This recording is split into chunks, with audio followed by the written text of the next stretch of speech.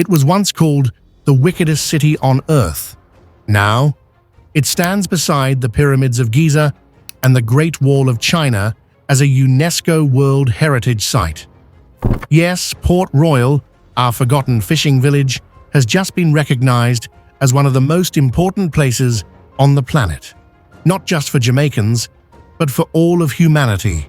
So, what changed? Or better yet, what took so long? At exactly 11:43 a.m. on June 7th, 1692, the earth split open beneath Port Royal. Within minutes, 2/3 of the city, including people, buildings, marketplaces, and churches, slid into the sea. But here's the part some Jamaicans don't know. That entire underwater city still exists, frozen in time beneath Kingston Harbour. Still intact, still holding its secrets. That's why UNESCO just gave it the highest global honor in heritage, because no other place in the Western Hemisphere has an authentic, preserved 17th century sunken city. Port Royal is not just a historical site, it's an archaeological miracle. But now that the world is watching, what happens next could make or break how Jamaica benefits from this designation. Let's go deeper. Why Port Royal matters. In the 1600s, Port Royal wasn't just any town. It was the beating heart of British power in the Caribbean. Bigger than Kingston, richer than Boston. A place where merchants traded sugar and gold, and where pirates like Henry Morgan made and broke empires. At its peak, it was called the richest city in the New World, and the most wicked, because it was also a playground for crime, indulgence, and betrayal. But then came the quake, and the wicked city became a watery grave. The earthquake that destroyed Port Royal didn't just end a city, it preserved it.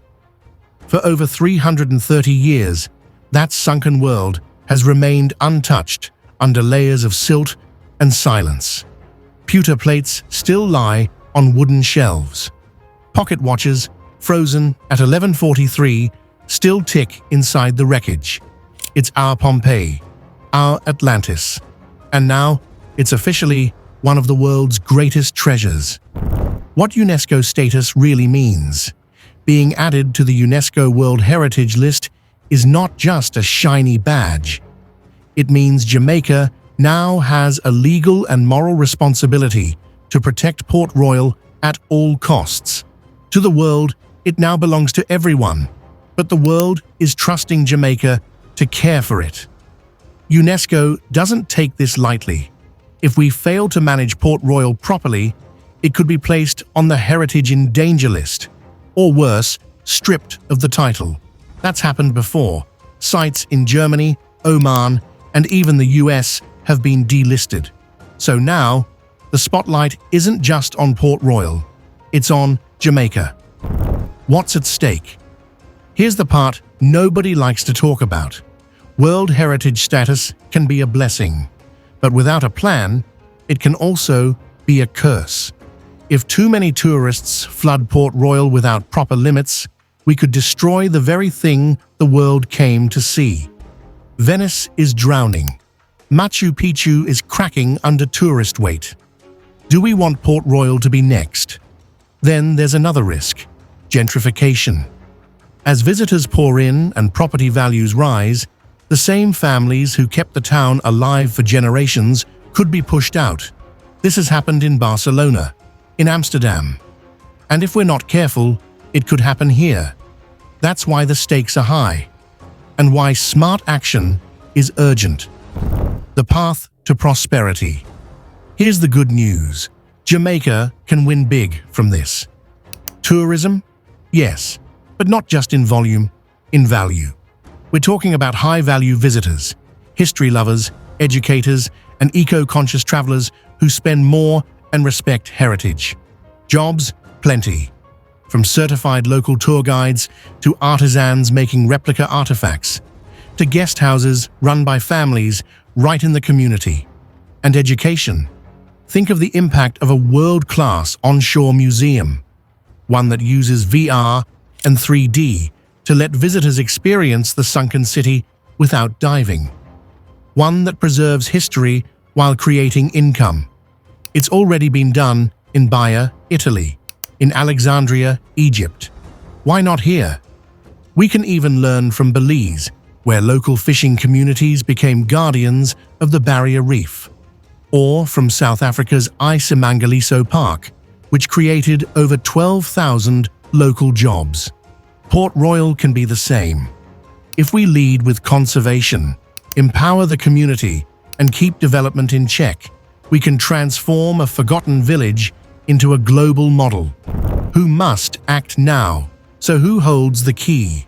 The government must establish a single Port Royal World Heritage Management Authority. No red tape, no turf wars. One team, one mission. The people of Port Royal must be given a seat at the table and a fair share of the profits. They should lead the tours, own the shops, tell the stories.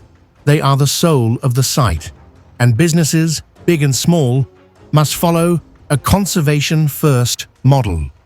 This means no mega cruise ports, no glass skyscrapers, only sustainable, small-scale, community-aligned development. But beyond institutions, it is the will of the Jamaican people that will ultimately determine the future of Port Royal. Will we speak up if the vision is lost?